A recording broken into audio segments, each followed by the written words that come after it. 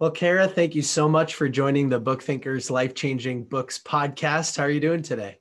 Good. How are you? Thanks for having me. I'm very excited for our conversation. Before we jump in and talk about your book, I'd love to have you introduce yourself to everybody. So I'm Kara Goldin, and I am the author of this book, Undaunted, Overcoming Doubts and Doubters. I'm also the founder and CEO. I have all this product placement here today of Hint Water. There you go. And lots of other Hint products as well. But that's our sort of core product is the water. And yeah, I mean, that's who I am. I live in the Bay Area in San Francisco. And what else? What else can I tell you? Well, I thought we would start with sort of the introduction to your book, which actually states that you were the youngest of 5 children growing up, and you found some value in that. So I'd love to have you tell us about those early days and kind of what you were like as a kid. Yeah, so I grew up in Scottsdale, Arizona. I always joke that my dad was we were living in Minneapolis, Minnesota, and I was a little kid, and my dad didn't want to shovel snow anymore, having 5 kids, and he was totally hassled by the idea of shoveling snow, and so he just said, I think he took a business trip to Scottsdale, and he was like, "This is the way it's going to happen, and we're going," and so we moved there. There were only 100,000 people in like the Phoenix and Scottsdale area at the time, which is significantly different. So Yeah. that's why I call myself an original settler. But, I grew up with almost like 2 families. I have a brother and sister that are 15, 16 years older than me. And then I have my sister and brother are 2 and 3 years older than me, so much closer. But the other thing is that my mom hadn't worked for years. She was an art history major, and she hadn't worked for years. And then when I went off to kindergarten, she just decided, I'm going to go to work. And we were all like, wait, what? You're going to go, you're going to go to work? And she said, yeah. And I want to get into fashion. And I remember my dad being like, happy wife, happy life. Sure, go ahead. I Yeah. mean, I guess so. You're going to have all this time. So I mentioned that because I think just I didn't get it at the time, but just being a role model of somebody who just figures out, what do I want to do today? Right. And go and try. And she didn't know whether or not she was going to be able to be a buyer, or she ultimately ended up being kind of a personal shopper, which a lot of department stores kind of have today, but they didn't back then. She really sort of was one of the first that I knew. And my dad was, I call him in my book, a frustrated entrepreneur, because he worked inside of a large company, ConAgra, but he had developed a brand inside of originally Armor Company, and Armor Food Company was acquired by ConAgra, a brand called Healthy Choice. And so I share with my kids this all the time whenever they say, oh, I got to decide my major. I got to decide, what I'm going to do with my life. And I'm like, can you imagine when my dad was, trying to decide at age 21, you kind of decided, or you thought you had to decide what you were going to do for the rest of your life, right? Yeah. Today, people switch all the time, right? It's actually a lot less stressful than, it was, I don't know, whatever, 60 years ago to 70 years ago to do that. So yeah, I mean, I grew up in, kind of an entrepreneurial environment, but also understanding, without even kind of feeling like my dad was teaching me this purposefully, that all the frustrations of being with a large company and how innovation was not really necessarily treasured, right? But instead, kind of, as long as it does well, it's fine. But, if you fail, and I kept thinking as a kid, but what if, how can you actually know whether or not you're going to be successful if you don't just try and you don't fail a few times? And so I was always really inquisitive and asking kind of those questions and sort of scratching my head and getting answers like, well, that's a good point. I have no idea. So I never really even thought back then that even things that I was saying were ultimately leading me to become an entrepreneur. But I mean, that's what's fun about writing a book too, because there's so many stories along the way where you sort of catch your words in midair, right? As you're saying it, and you're like, oh, that's how the dots connect. And it's fun. But more than anything, I mean, this book, I call myself an accidental entrepreneur, but I call myself an accidental author because this was my journal that I had been journaling for, gosh, almost 5 years ago now. And after a lot of the keynotes that I was doing across the country, people would have, you have the Q&A session, and people would not only ask questions, but also make big statements about entrepreneurs, like they're fearless risk takers and they never are afraid of anything. And I thought, like, I'm afraid of a lot of things. And I'm also, I'm not sure whether or not it's called risk or some days stupidity, right? Where you just figure, like, what the heck, what's the worst that can happen? And I've met so many great entrepreneurs that are very, very similar. And so there's so many learnings, and I've mentored a ton of people over the years. And I feel like not only through one-on-one mentoring, but also through these talks that I give, I'll get these DMs on social media, or people email me or see me, and they're saying, gosh, that thing that you said just helped me.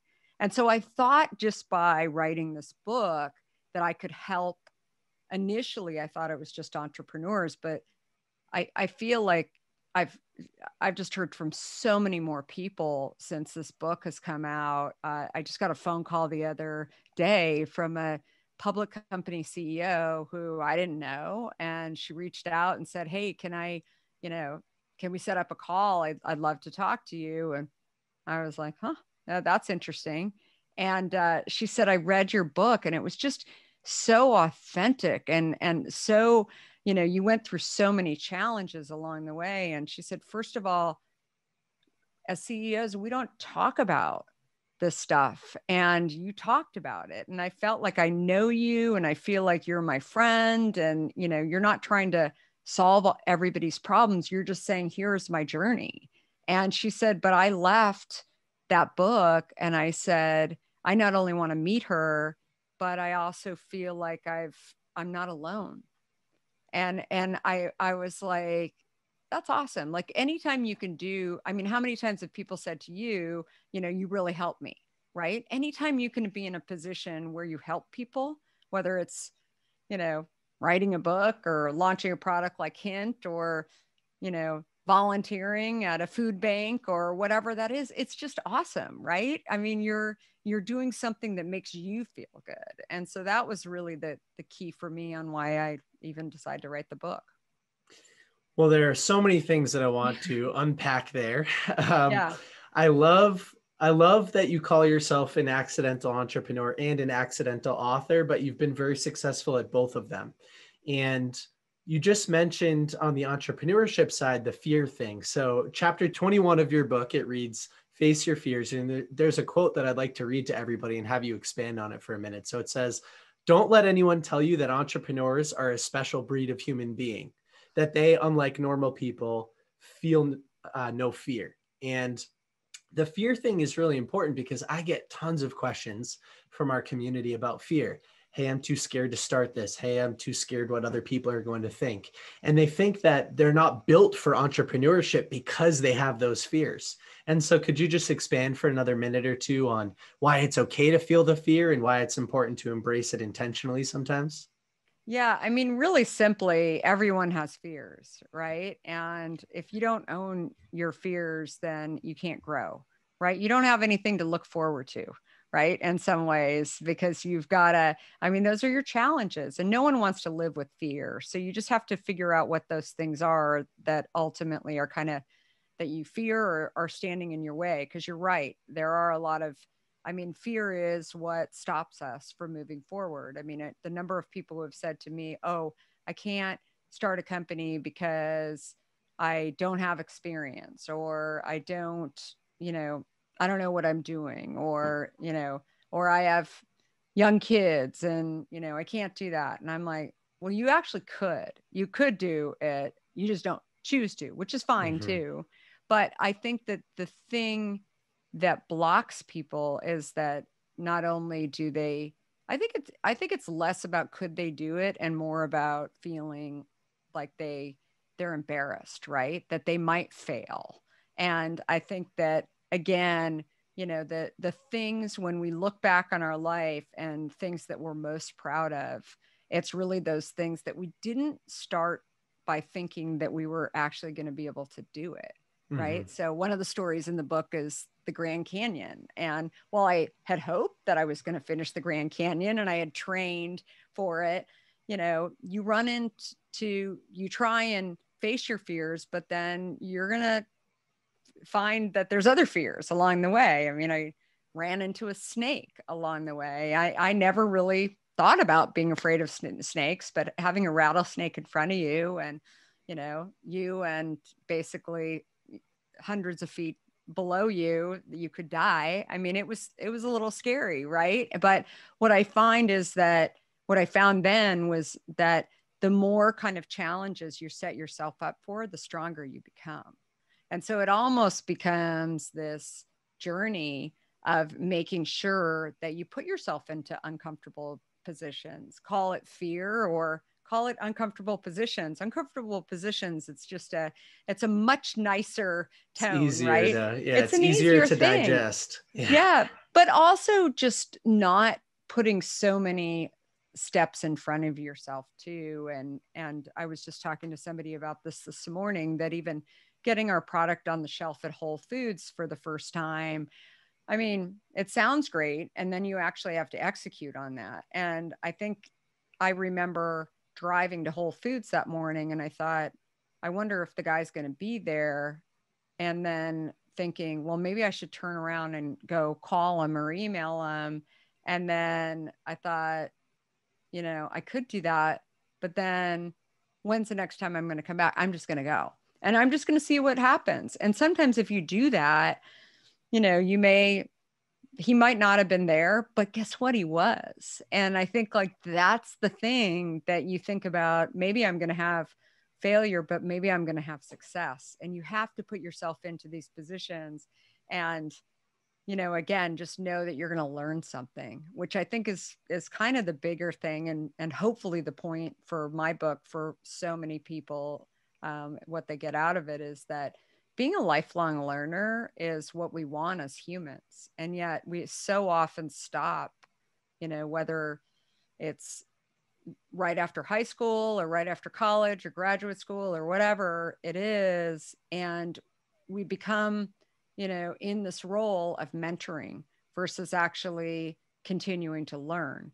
And I think for me, I want to learn every single day. I want to, you know, that some days it could be learning a new art project, or it could be learning a new exercise, or you know, you talked about traveling earlier. And I think that I'm a huge, you know, travel junkie, right? And I think part of it is that I want to learn, right? I want to learn about history and cultures. I read a ton. And so there's aspects where you look back on your life and you're like, yeah, I have that curiosity, but that is such an important piece in actually, you know, being able to go out and be an entrepreneur as well, as like that curiosity, but also that ability to just go try, even if you might fail, because you might succeed too.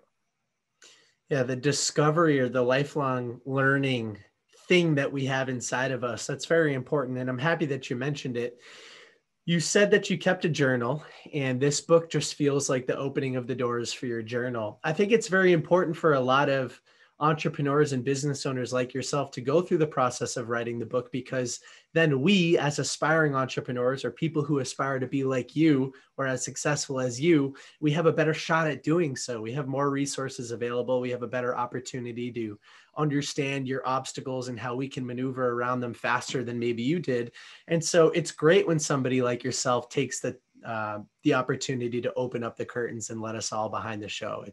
it's fantastic. And we have a lot of young professionals in our audience. So when an entrepreneur like yourself decides to open up the early days, there's a lot of questions there. And another one that I had has to do with persistence. So you said that persistence was one of those core virtues that you kind of held close to chest when you were younger. No really meant maybe, maybe really meant yes. So I'd love to have you expand on that for another minute. Yeah, I mean, again, being the last of 5 kids, I think I felt like, why does my 15-year-old brother get to do things that I don't? I mean, that started when I was 3, right? That was like my first memory. And I didn't understand. And so I just kept going, and I kept asking my parents. And if you have that kid that just keeps asking, and finally my dad said that to me, he said, Kara, in frustration, probably said, the problem sometimes with you, Kara, is when when I say no to you, then you hear maybe. And when I say maybe to you, then you just think you're going to be able to convince me. And, probably joking, probably somewhat serious in that conversation. But I think it's that persistence and that ability to kind of, keep at it, I think is another trait of being an entrepreneur. I was also an athlete growing up. I was a gymnast, but also a big runner. And, I always tell people that being an athlete too, I mean, those skills are really important as well, because I didn't just wake up and become an athlete, right? I trained, I appreciated that there were other people who were better than me, right? And I would sit there and watch them and learn, and, having sort of that experience as well when you're, sitting as a CEO. I think that something that I've done maybe a little differently according to my employees is really making sure that I'm hiring people who are better than me, right? Very confidently. So I'm like, you can learn from me, but I always want to hire people who know how to do SEO better than me, who know how to, sell better than me, who know how to produce my product better than me. And, as ironic as that is to, sort of think about that, most people don't want to do that, right? And yet, if you don't hire people that you can actually learn from as an executive, then you run into this rut where you don't learn anymore. And the number of C-suite executives that I talk to, that many of them are my friends, especially when they start feeling like, they're bored, they're not challenged anymore. I always say to them, I'm like, are you setting your environment up to actually teach you? They're like, what are you talking about? I'm the head of the company. I'm like, it doesn't matter. Right. And it goes the same for managers. I'm always pushing on managers. I'm like, hire people. They don't have to be better at you at everything, but they need to know something. Otherwise, it becomes not very interesting, right, for you, because you're going to be sitting there teaching and mentoring, which is fine, but you have to be a little selfish as well and make sure that you're learning too. So to continue down this learning path for just another minute, because this is the BookThinkers podcast and our audience, everybody's a reader. Reading, you say that you still up to this day try to read for at least 30 minutes per day. So when did that habit start, and what initially got you interested in reading? I think early on, I was reading magazines. I was constantly reading magazines. And then when I was actually working at a bookstore. My first kind of real job outside of babysitting was at this bookstore when I was 14 years old. And some days it wasn't that busy in the bookstore. And so I started reading more to suggest books to different people for gifts. So Shel Silverstein. And, I had it down like so that I could sell them on these things and tell them why. And then when I went to college, I started taking finance. And this is something I talk about a lot on college campuses, that I felt like I was a journalism major, and journalism and writing was pretty easy, not super easy, but it was easier for me. And then I had friends who were in finance and they'd talk about EBITDA and stuff. And I would like, it was like speaking Mandarin. I had no idea what they were talking about. And so I just decided I didn't want to be the most ignorant person in the room. And I started taking finance classes, and they were really, really hard. And so one of my professors said to me, you should pick up the Wall Street Journal. And I thought, I mean, I remember the first time I looked at the Wall Street Journal and I thought, I have no idea what this even says at all. And so I had to read it really slowly. And then I started, looking up words along the way. And then also Fortune magazine. Fortune magazine was sort of like teaching me about finance, but kind of differently. And then I think after college, I just really started just reading about business leaders, because it's funny. One of the people that is actually an investor in Hint today, I didn't know her for many, many years, but I admired her. I had worked at CNN, and everybody was talking about Ted Turner when I was working at CNN. It was like a late stage startup, which is ironic to sort of think of, how far it's come. But there was this woman who had started another network called USA Network, and her name was Kay Koplovitz. And she was one of the few women in media who had actually started a network. And I don't know why, but I felt like USA Network was much harder to program, because it wasn't just news. It was like a lot of that was really going up against prime time and sort of soap operas like all day long. I thought, wow, it's just hard. And so then I ended up meeting her later, but along the way, I just kept reading about her, and there were books written about her. And by the time I ended up meeting her at part of EY's entrepreneur program, I remember just kind of smiling, sitting here saying, I know all about you. I mean, I don't think I've really been stalking you, but I actually know so much about your history and all the boards you've been on. And she's like, how do you know this? Did you know that I was going to be a judge here? And I said, no, I've just greatly admired you. And anyway, I bring this up because I feel like to get to know leaders today, I mean, the best way to do it is, to read about them, right? And understand or listen to their interviews on a podcast, right? Yeah. And I think eventually maybe you'll be fortunate enough to meet these people, and then you already feel like you've got a dialogue going with them that really helps you to build a better relationship. Hey, it happens to me all the time. And funny enough, my reading journey started at the end of my college experience, sort of because an insecurity that I had around understanding money. And so after reading a Interesting. couple of books, I was able not only to contribute to those conversations, but I knew more than everybody else, because in a college course, you do learn, but you learn kind of slowly. Whereas if you Yeah. pick up a couple good finance books, or books like A Rich Dad, Poor Dad or something like that, you could just accelerate your learning and condense decades into days. And as far as the mentorship thing, you had an early mentor in John McCain.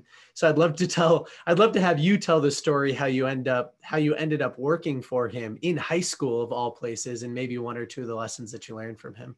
Yeah, pretty funny story. So I'm living in Arizona, and it was, I just thought it'd be really fun. I mean, he was sort of an icon in Arizona, and I thought it'd be super fun to go and work for him. So I had seen a listing and heard that he was hiring interns, and so I went and interviewed, and it was, it was interesting because he said, I'll never forget, I interviewed with the staff before and I got into the finals to interview, and he was interviewing me and said, so why do you want to work for me?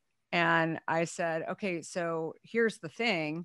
Nobody had prepped me for that question at all. And I don't know why it was like so surprising to hear. He was actually in the House of Representatives at the time, not even a senator. But I remember hearing him say that. And I said, okay, so here's the thing. My parents are Republicans, and I'm not sure if I am or not. And so I want to come and work for you to learn whether or not I am. And he started laughing. And he said, I mean, can you imagine like a high school kid saying this? I mean, it was just, and he said, that is the most honest answer I've ever Yeah, heard. it must have been And so refreshing.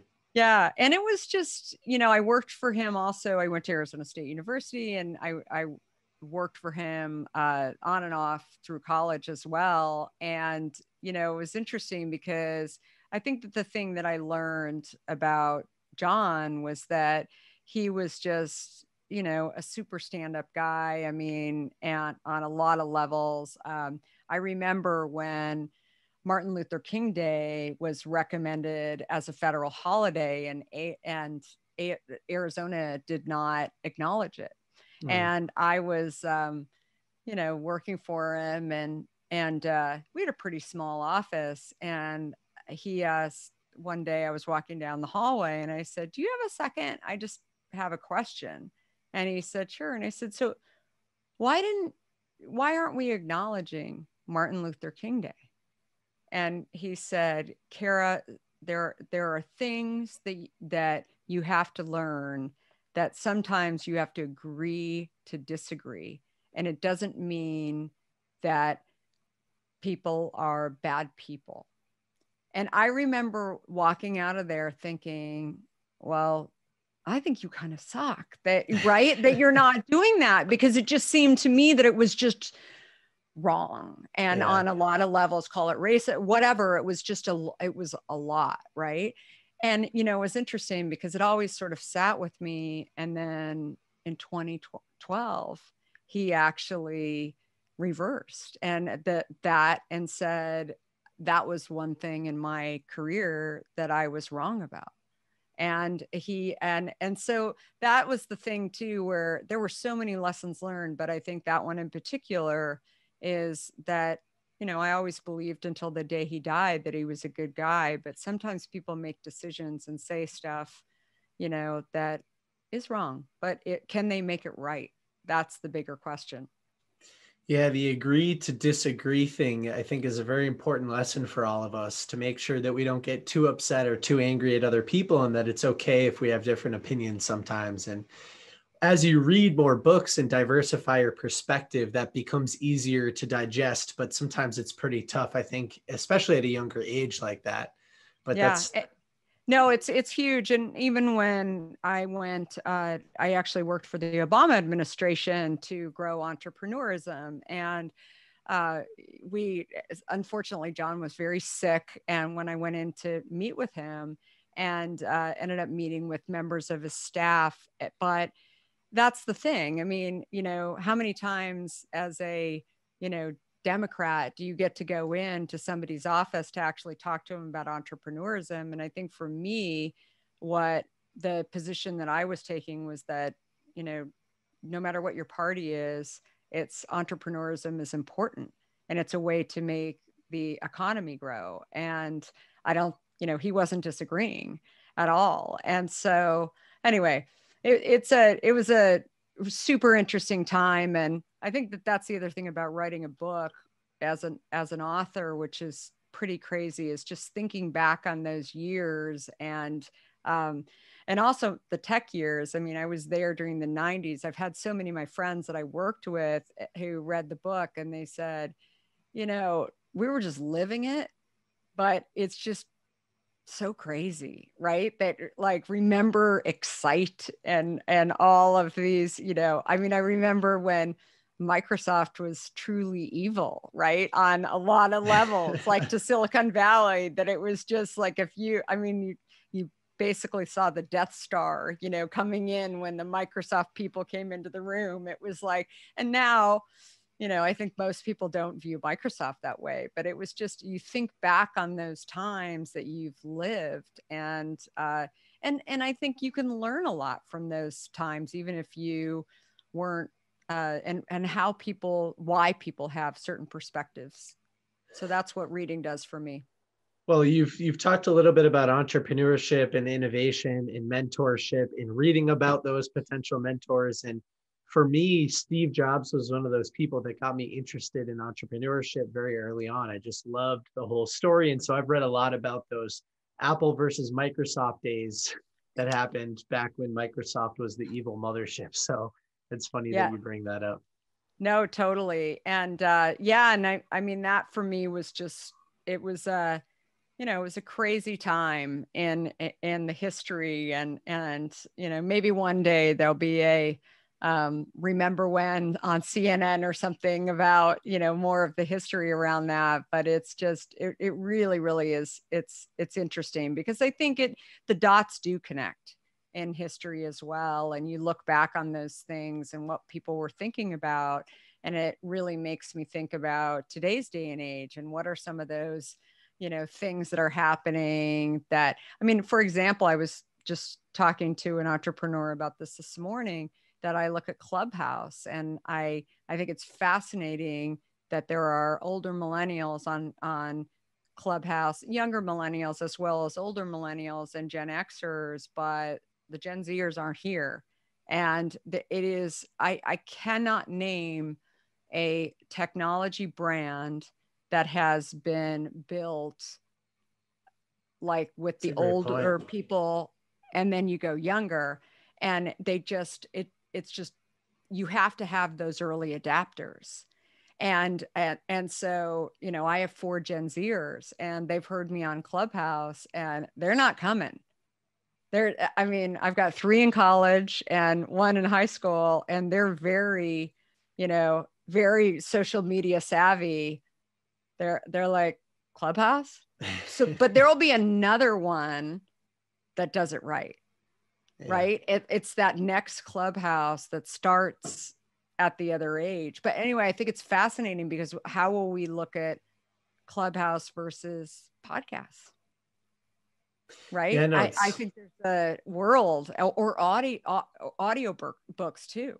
I mean, How does that all, we're now doing live audio books and, Audible's doing all kinds of interesting stuff. And how does that all kind of come together? So the curiosity in me. Yeah, no, I'm curious too. I'm 27 years old, and I have a lot of friends that are my age or a little bit younger that haven't even heard of Clubhouse. And you think you're in the space, you're entrepreneurial, you might even be in tech, and not only are you not on Clubhouse, but sometimes they say, what is it? And it just fascinates me because for people, I suppose, right around my age and up, it's almost like the standard now. I've been really enjoying the platform. So yeah, what is the next Clubhouse and evolution of sort of audible learning?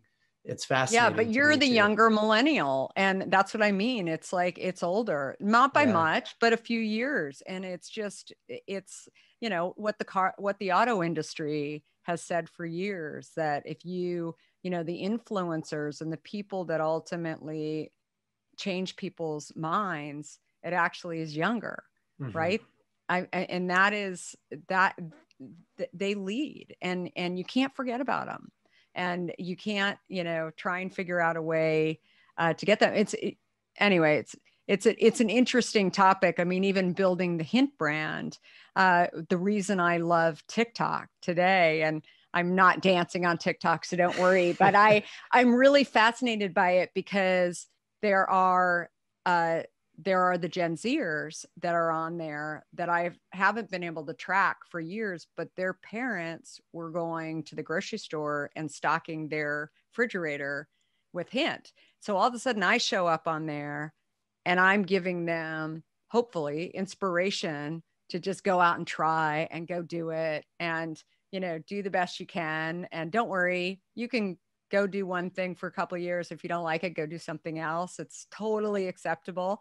And they're like, oh my gosh, I've been drinking Hint for 10 years. And I'm like, wait, what? But this is crazy. And so for me, it's so inspiring to find this audience that is, not really my audience on LinkedIn or Twitter or Instagram or Facebook. They're hanging out over there, but they're not on Clubhouse. So anyway, I just think it's brands that stick, whether it's technology or a beverage or whatever. You got to capture that young audience. So yeah, well, it's all very fascinating to me. Well, I want to be conscious of your time. I know we have to wrap up in a couple minutes. I had probably 3 or 4 times as many questions as we got to. So maybe we'll have to reconnect at another time, or when the next book comes out or something like that. Where can people go to find more information about you, to find more information about the book? Where should they go? What should they do? Yeah, so I'm all over social. I'm Kara Goldin. I think I want to do a book talk. Maybe we'll do a book talk on Clubhouse and Yeah. get some more people on there. And but yeah, it's the book again, it's called Undaunted, Overcoming Doubts and Doubters. And it's not just for entrepreneurs, it's for aspiring entrepreneurs, or like I said, I think it's just for people who are interested and curious in what it takes. And it's not all about unicorns and failures. There's a lot of steps along the way, and how people deal with them, and how people, you know, look at learning from their challenges, learning from their failures. All of those things are really what I think make not just great entrepreneurs, but the happiest, most successful people. I agree. And as a young reader, it's inspiring to read a story like that. And it's also not very difficult because nonfiction is tough to break into Yeah. sometimes as a reader, but an autobiography it almost reads like a movie in your mind sometimes. So it's a good book. It's an awesome book. I think it's for exactly who you stated it's for. So again, thank you so much for coming on the show. Thank you. I really appreciate it.